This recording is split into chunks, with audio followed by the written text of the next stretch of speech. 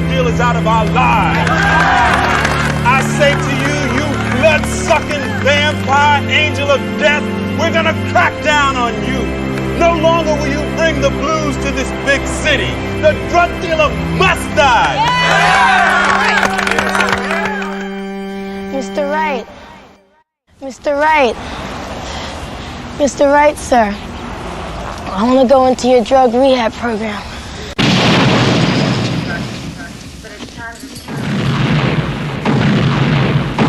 It seems to me when you speak your mind, you wind up dead. 20 years and still counting and ain't nothing changed. Excuse me, miss, but this is a black and Hispanic problem. There ain't no drugs in the white community. This is a people's problem.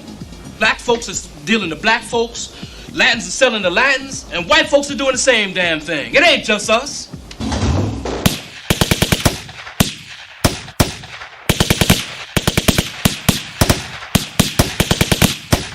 We have to fight. The drugs are just killing us. One of the damn reasons why these drugs are killing these young people is because we ain't got no more good role models. I mean, who can they look up to? Kennedys are gone, King is gone, Malcolm, gone, all gone. And there are a lot of good cops out there.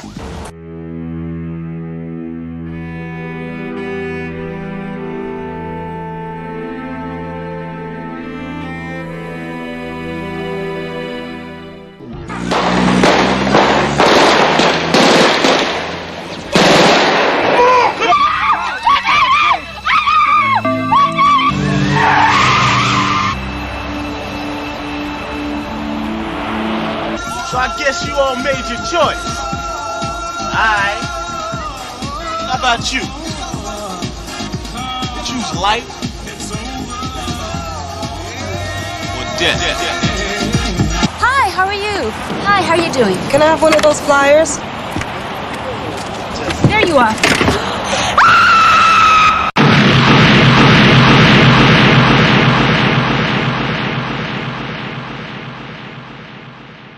Drug dealer must die.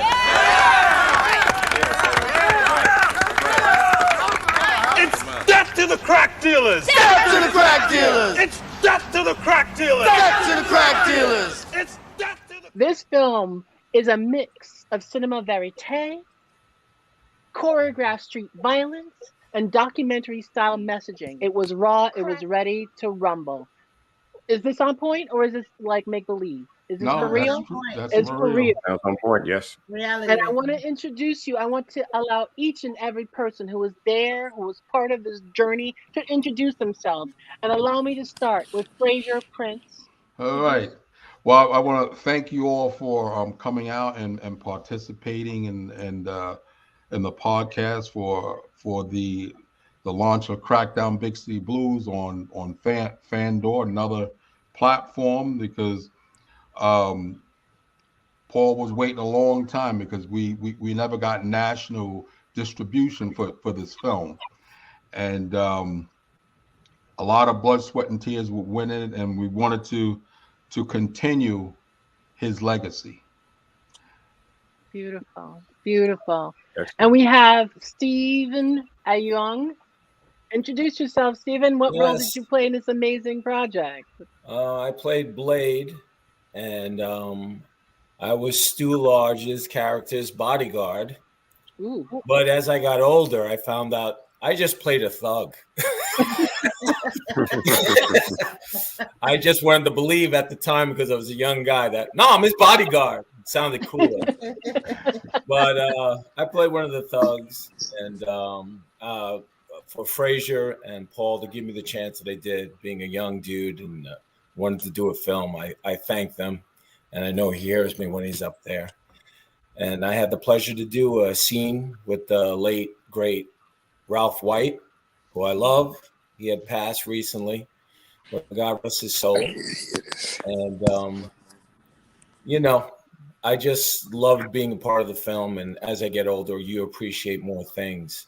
So I really appreciate you, Frazier, and all of the cast that was involved. Gregory, who was there with Paul and invited Ralph and I to do certain fight scenes. So it was a pleasure, and it's great seeing you guys. Yes. Fantastic. And thank you for passing the baton on to Gregory Mosley. Gregory Mosley, I see a boxing thing Yes, you back see there. Bob in the background. Bob And the I actually boxer. put some arms on Bob so I can use it for block and strike. Put some legs on him also so I can attack the legs so I can stay active. I've been doing this for decades, so I have to keep myself active. Yes, I played Norris. And Norris was a vigilante who was actually using martial arts skills to attack drug dealers in the street. And I helped choreograph my own fight scene, as well as Kendra, who was also a vigilante. I choreographed her fight scenes. And Paul and I go all the way back to the 70s. We met at a man named Grandmaster La Puppet School. I was doing a round robin with some students, and he came to visit, and he said, "Who's that guy?" Because I was beating up about 5 or 6 guys at one time. We became friends ever since. And I followed him all the way from Super 8 to 16 to Super 16, and finally we did this fantastic project with all this fantastic cast that you see in front of you and more, called Crackdown Big City Blues. That was our first 35 millimeter. Beautiful. Along I with, love that you say that. Frazier Super Prince. 8, 35 millimeter. There's some people out there who don't know what that is. They're like, what Yes, are you that's talking true. about? Because everything What is all that? digital now. Yes, everything's digital now. And Paul was able to edit everything himself. Yeah. Wow. Yes. Wow. He And shot, for those who don't edited, know, that's a big directed deal. it. Beautiful. Beautiful. Julie Edwards, hello. Hello. Wow. I kind of played a double role here. I was the production manager, ordering the special effects and just dealing with the crew, and even calling shots along with Paul. Got to know everyone. And I also played a very small part as an activist, as one of the protesters as well. So I love how it was a beautiful community of artists. It sounds like there was no superstar. There was only community, like the ultimate ensemble project. Stu Large, talk to me, Stu Large. Hey, I'm gonna tell you something. Frazier and Paul, they saw a lot in us back then when no one else saw anything in us. They believed when we didn't have enough belief in ourselves. So for that, I will always be forever grateful and indebted to these gentlemen. Paul, rest in peace. But it was my first film. I'll never forget. Nice size role. Didn't know what I was doing. I look at it now and I kind of cringe, like, oh, so much overacting. But it worked for that time. I got a little story to tell. I remember one time Paul and Frazier, another gentleman, already came to my office in New York City. I had that little office and I was keeping acting classes out of. And they gave me a reel. And back then, reels were on VHS tapes. Now, I had never had a reel before, but they gave me the VHS. I put in the VHS player, the VCR player, and I was like, wow, they put this footage together of some things that I'd done. Now, in the meantime, I had just finished a film called The Best Man. Did well. I had an audition for another movie, but the director wanted to see some more footage. He said, I saw you in The Best Man, you did well, but do you have anything else? I was like, I don't have to. And I said, wait a minute. I have a VHS tape that they had just given to me like a week earlier. And I had it because we used to walk around in New York City. We used to have our headshots and we'd call make the door. But I had this tape and I gave it to him. And it was, may he rest in peace, as well. It was John Singleton. And from that tape, I booked a role in the movie Shaft. So again, these gentlemen have really helped propel my career in ways they didn't even know how they helped. Beautiful. But, I played Zach in the movie. It was amazing. The friendships that we made, the hours, the sharing of the chicken and sandwiches, and we were just guerrilla shots and just making it happen in Brooklyn. But we did it. In Brooklyn, James Hill, shooting in Brooklyn. Tell me about your experience on the role that you played on this major project. Well, my name is Jim Hill. I played Mr. Wright. And the bottom line was that I was out there on billboards modeling, and that was my thing as a model.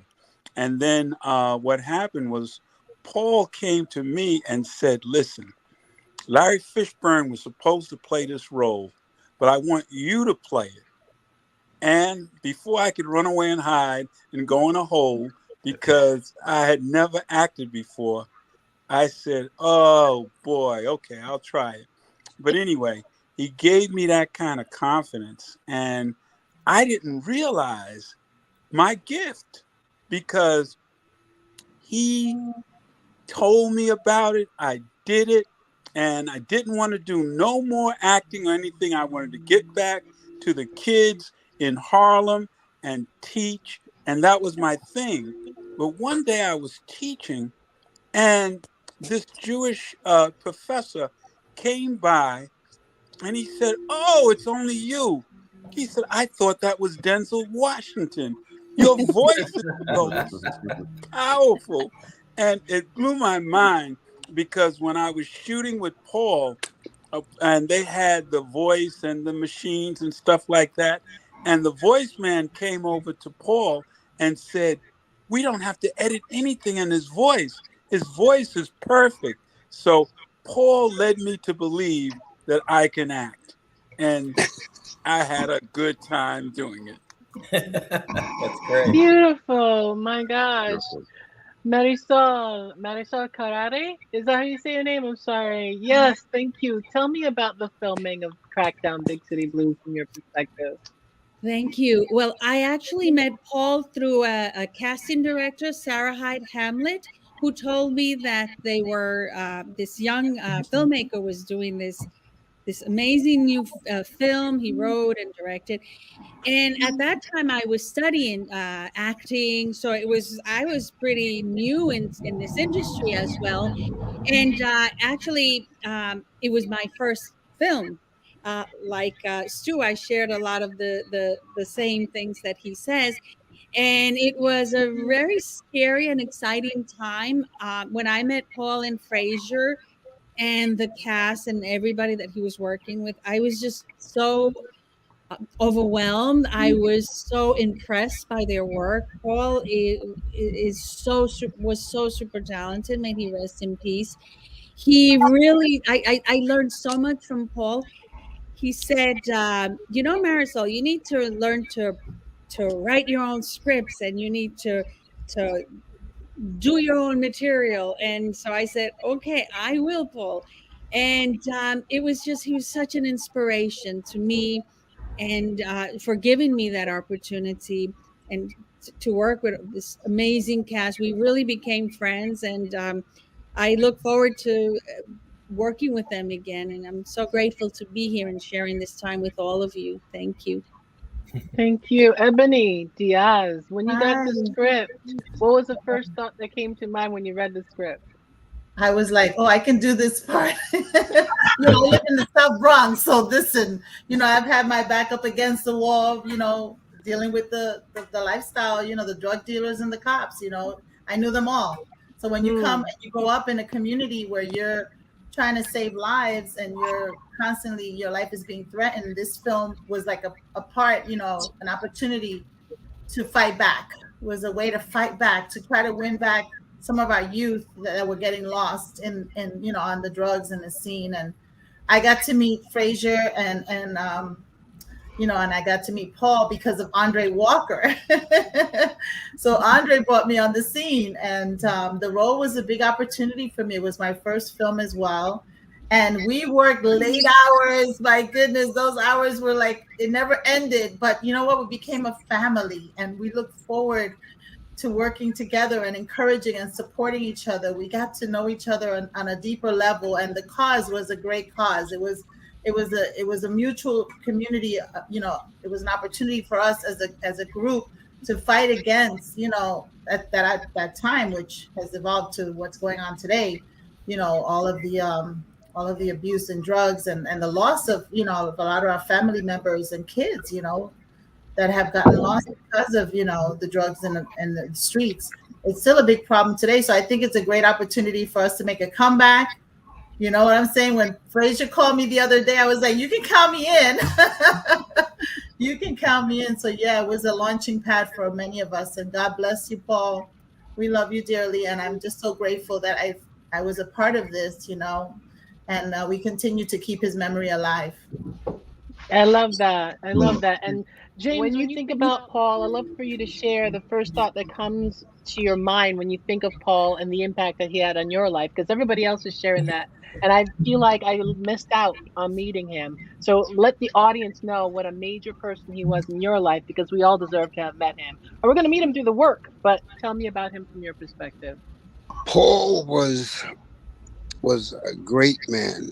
I mean, he cared about everybody, thought about everybody. He gave me the opportunity from when I was doing my own album. He did music videos for Tony and I. He got us involved in a lot of his work that he was doing. He allowed me to actually play a bodyguard in the film Crackdown. But what I truly was grateful for Paul and Frazier was they allowed me to be creative musically in the project, which was, that was a great feeling. It was one matter of fact, the scene that I'm in as the bodyguard, the young lady, Rika, was a drug dealer. She was Asian, and Paul and Frazier came to my music studio one day and said, "Listen, we would like for you to create something that would fit the scene." And I went into my repertoire, and we had the old Japanese jingle, which fit the scene and just added a little soul to it, which made it very interesting for the part that I was playing. But grateful for Paul, who's been a great part of my life for close to 30 years itself, and letting me be creative on my own. Yeah, the soundtrack for this is pretty awesome. Just from the trailer, we could see. Frazier, when is it coming out? We gotta know. Gotta know to go. April the 5th is going live on Fandor.com. Fandor.com. How much money I have to pay to join Fandor.com? I gotta know. Is this another Netflix? Am I getting another Netflix membership? It's another streaming platform, which is owned by CINEDIGM, and they're going to be playing Crackdown Big City Blues, as well as the documentary, which is called Crackdown Retrospective. So they're going to be playing two. The behind the scenes, it tells you about the making of the movie, how it was done. You see Paul there directing, all archive footage that have never been seen before. They actually show us out there with the big cameras and the silks and everything, and the audio people and the slate people. We put a lot of work into it. But it's next week. It's coming out starting April the 5th. It's going live on Fandor.com. We're definitely going to be there watching. What were you about to say? What time? April 5th. There is no specialty. You have to go to their website. Oh, okay. Fandor.com, and they got all the detailed information. But they told me it's going live. Do you have a link that you could share with us that we can post? It's www.fandor.com. But once we get everything all together, we're going to send out the flyers to everyone. Okay. Excellent. Yeah. Now, this was first released in 1991. Am I right? Correct. Did I get the dates right? Right. So I would love to know the journey of how you went from being released in 1991 to being on Fandor. Okay. For those of us who are like, how do I keep my film alive? Okay. Well, this is what happened. Paul and I, after we finished the movie, we went to Hollywood to shop it, and we didn't get any bites because of the kind of film that it was. They didn't really understand it. But however, when we came back to the States, we hooked up with another distributor called Juniper. And at that time, we didn't know that their distribution was limited to the foreign market. We didn't know that. We thought that they would be handling domestic and foreign. So what ended up happening is that we signed a contract with them, a lease, which was for 6 years. The movie was tied up with them, so Paul can do nothing with the film. You know, and then we found out that they were only showing it in foreign territories. And then unfortunately, Paul Pitt passed away, and the film was at his house with his brother. And his brother called me one day and said, "Hey, listen, you know, I got this film here. I don't know what to do with it. You and my brother made this film. So please come by and get it, because, you know, I don't know what to do with it. But if you can get it out there so the world can see it, I would appreciate it, because just sitting there, just rotting away." So what ended up happening is that Jim Markovic, who also worked on a film as the production supervisor, he did all the audio and special effects. He also worked with Paul and was sort of like one of his instructors. And he knew this distributor named Phil Hopkins over at the Film Detective, and who stressed interest in the films, because he does a lot of all the classic movies and so forth on his channel. And he looked at it, he loved it. He's okay, I want to put this out. So he put the film out. And he put it was streaming platform. Oh. Yeah, he put it out initially. And then what happened is that he got picked up. His company was picked up by CINEDIGM, and CINEDIGM kept him to run that streaming platform, as well as a few others, which happened to be Fandor. And then he introduced me to the CINEDIGM family, and they said, "Hey, you know, we want this film." I said, "Okay, great." And now it's on Fandor. I love it. And now Fandor is worldwide, not just domestic and foreign. It goes everywhere. And one thing about Paul, he always wanted a domestic distribution. So like I said, we just continue his legacy by doing this, and also we're going to be working on Crackdown 30 years later. Beautiful. Stu finally gets out of jail after 30 years. Stu, did you hear that? You finally get out of jail after 30 years? I think that's amazing. They did me well.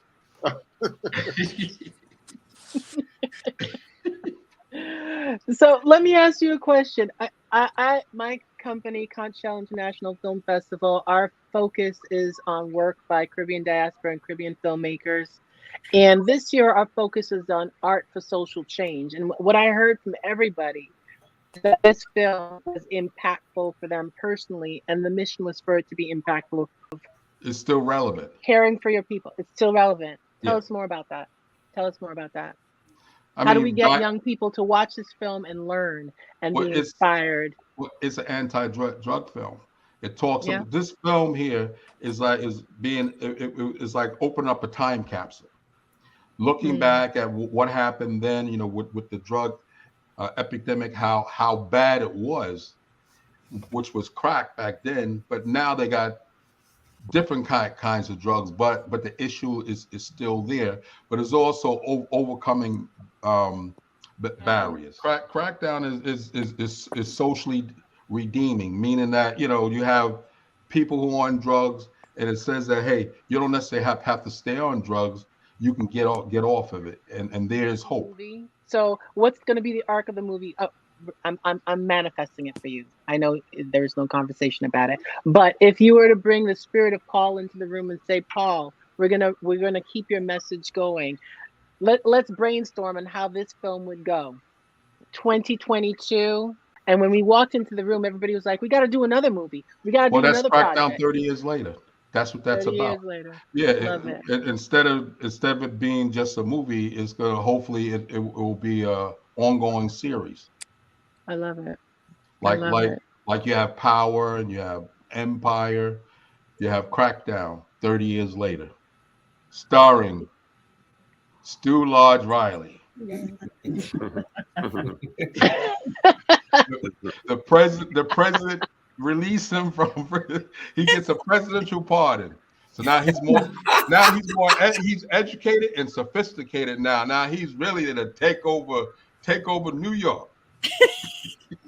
I love it. It's actually a it's a docudrama. So it's sort of a little bit different. Yes, a docudrama. And that's what I was saying back then when we made the picture, some people really didn't get it. But now they do. But it's action also, because there's a lot of action in this film with the martial arts. They're just brilliant, and the all the fighting scenes. So it is docudrama, but action, I would say also. I think it's about the sign of the times. When you back in the 90s, man, that's when kung fu movies were popular. Paul had mixed he had a good scale of getting the message across about the drug addiction, and also putting some action scenes in there with it. So because we talk about drugs, but addiction is addiction, whether it's alcohol, gambling, that they can relate nowadays and say, I learned something because Frazier had told me that a lot, because he's dealt with the police, a lot of the film was shown in the drug addiction places like AA or whatever, and people learn from it. So it was just a pleasure being part of something where somebody actually you can help somebody in life. I think at that time also I was in a Say No to Drug group called New Vision as a rapper, when at that time when the whole Say No to Drug movement was really prevalent, and the communities were trying to come together to figure out how do we approach this problem. So this film is like it was ahead of its time as well, and it's prevalent today in 2022 because the drug problem still exists. It brought us together as a community, a multicultural family as well. It wasn't like anything to say, oh, it's just one genre of people. It was a community, a collective force. We came together as a collective force to try to send this message, and we still can send a message of hope because a lot of us overcame those addictions, and in real life. So sharing that message continues to be the whole purpose of the film Crackdown Big City Blues, is that you can be stuck there today, but doesn't mean you have to stay stuck there tomorrow. We can help you find a way to get out. So I believe that with the new movie, it may be able to show also other ways that people got out of, being hooked on the crack or being hooked on drugs or any kind of alcohol or addiction. It's huge. There's a big problem, and it's spreading throughout, the world. It's not just in the United States. So this film can actually impact, globally, the present, like the past, what happened in 1990s, what's happening in 2022. How can we make this change for our young people to see, what? We were there too at that stage. We lived it. We come from, the toughest streets of New York, and we survived it. You can too. So I believe that, this is an opportunity to come together as a community of people and families and friends to give us hope. Yeah, which we need a lot. I'm glad you shared that, Ebony, because this film really encouraged me to make a difference in the lives of young people. About 8 years later, I was considered for a job to be an abstinence teacher. So I took the job, and I've been working now for 20 years talking to middle school students and high school students about staying free. So a rap came to me. It took me 2 years, and I'm just teaching the kids now to stay free from drugs and free from disease, free from unwanted pregnancies, free from violence and free from strife, free from the things that can take your life. Stay free from the pressures, free from the lies, free from the things you expose to your eyes. Now you're free for your husband, free for your wife, free for that day when you plan that new life. So just save your love and save your life and save yourself for your wedding night. Believe me, what we went through with Crackdown made me just want to make a difference in the lives of these young people. And the young people, they say, you know what? No one's talking to us about these things. Right. So definitely this movie, as it develops and grows, it's going to make a difference. Paul was not only just a director, he was also a real good actor. He was in the film himself. Okay. And I met Paul doing lookalikes, doing impersonations, and Paul played Morris Day. Morris Day. Yes, Star Reflections. Right, Star Reflections. That was the organization Right. that we met, where we met, working for Star Reflections, and I played Apollonia, and there was a Michael Jackson and a Madonna. So Paul was definitely a really good actor, and he was so into helping others to be good at what they do, to develop their talents. And Paul was really good at recognizing good talent as well. Definitely. Mm-hmm. Oh my goodness. Oh my goodness. And also too, he was a martial artist. Yes. Yes. Mm-hmm. Mm-hmm.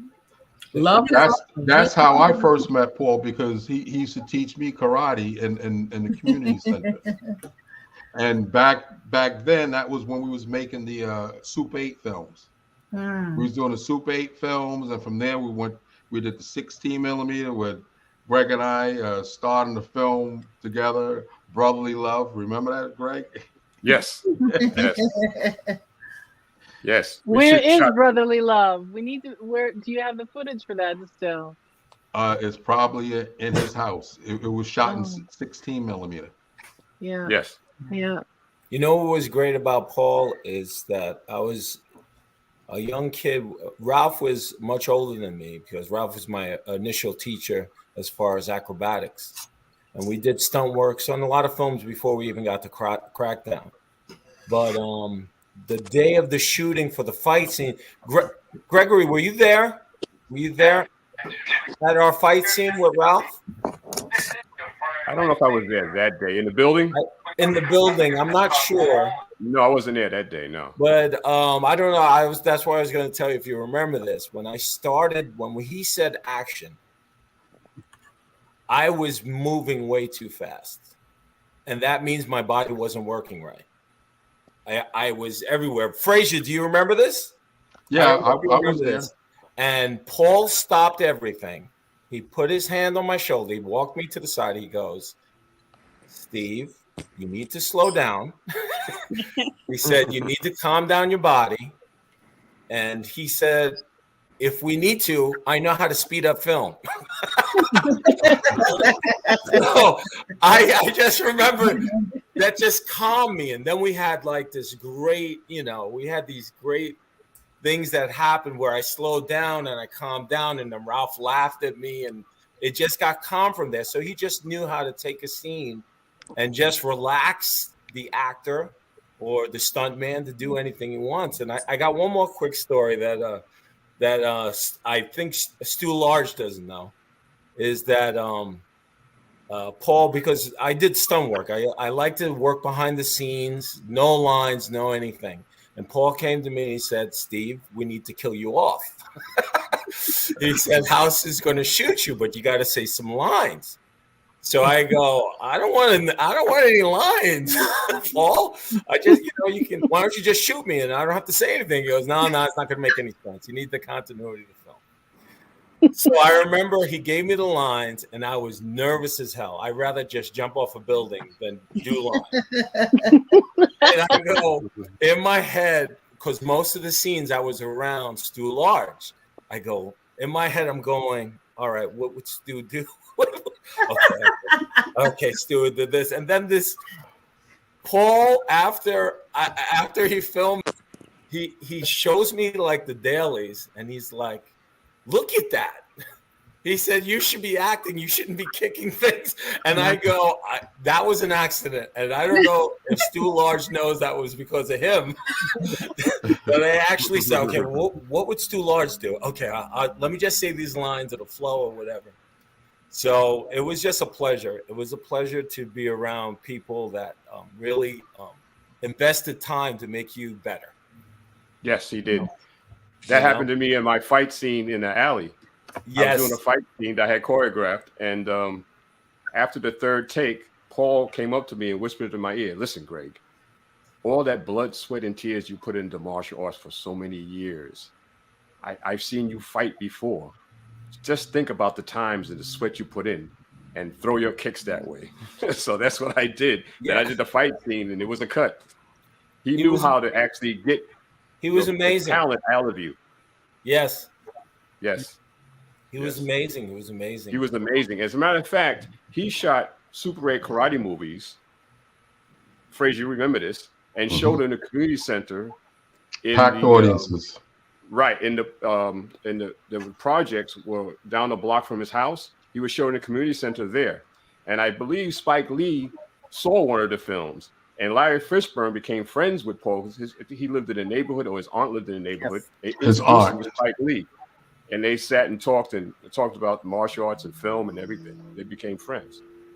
And you know, talk about a small world, because at the same time we were doing Crackdown, Ralph and I, we were also filming Do the Right Thing in Brooklyn. So they were kind of at the same time. And I remember being on the set of Do the Right Thing and just thinking about, okay, we got to get to Crackdown. Because it was just so much fun. I just love to share, because it was just so much fun. When you have a smaller production, you have more creativity, and Paul allowed you to be creative.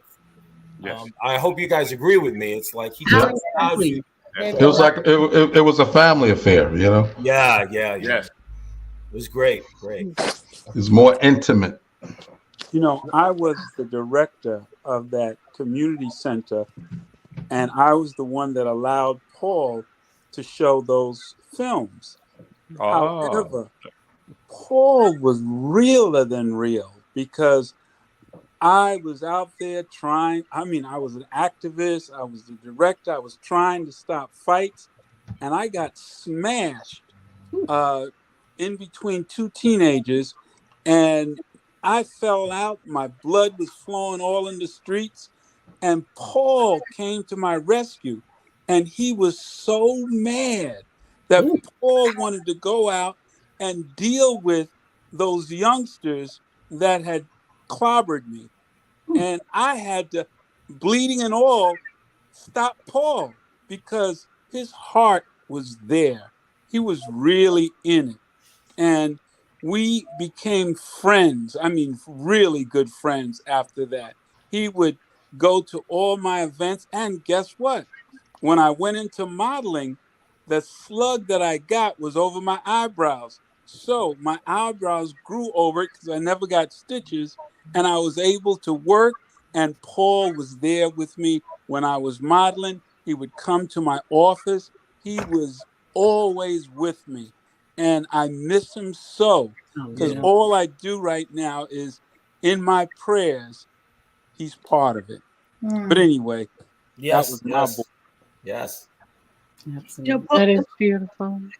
And he was so talented that one day we were shooting a scene by the Hudson River, and he had gotten a 16 millimeter camera from one of his teachers, and all of a sudden the camera stopped working. And we said, "What are we going to do now?" Paul sat on the curb, took out a bag of tools, and started fixing the camera. And everyone knows he had a great sense of humor. He was very funny. He could have love the way you laugh. He was so funny. He was on the curb singing like Louis Armstrong, singing the blues about the camera as he was fixing it. Then before we know it, 10 minutes later, we're up shooting again. Wow. Like, why is this happening to me? And he went through this whole song. And then he got up and we started shooting again. Nice. You're about to share. Yes, he that's so true. He had such a sense of humor, and he used to call me Turkey all the time. Hey, Turkey. Like, okay. I do want to say about Paul. He put so much love and everything that he has in all of his projects, no matter what he did. And this film, in 2022, it's still out, and it's become such an important film. And he saw that. He knew it was not just making a film and let's have fun. It was a film that really meant something to him. The drug crisis. He really cared about the youth. He